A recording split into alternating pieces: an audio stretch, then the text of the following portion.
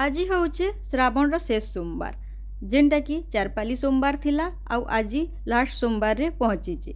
तो आसुन जानमा आज संबलपुर जिल्लार जमनकीरा ब्लॉगर मुक्तेश्वर मंदिर बाबद रे। तो मुक्तेश्वर मंदिर रे बहुत भीड़। ई मुक्तेश्वर मंदिरटा पश्चिमाभिमुखी शिवपीठ भाव में प्रसिद्ध लाभ करिছে।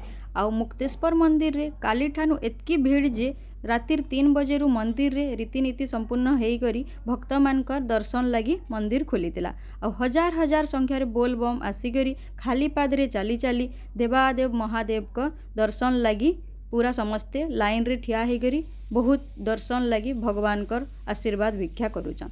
आ बहुत दूर दूर नु श्रद्धालु आसिक बाबार दर्शन करुचन। प्रबल भीड़ लगी पुलिस प्रशासन देखिक कड़ाकड़ी व्यवस्था करिचन। आ मुक्तेश्वर मंदिर ट्रस्ट आड़ू सबू भक्त मानकु श्रद्धालु मानकु प्रसाद सेवन भी व्यवस्था करा जाइछे। सबू भक्त माने केन्थेई भल करी दर्शन करि पारबे सेथिर लगी बैरिकेड रो भी व्यवस्था करा जाइछे। आ जेते भी श्रद्धालु भक्त माने आइछन समस्ते महादेव कर दर्शन बहुत सुंदर भावे करि पारुछन।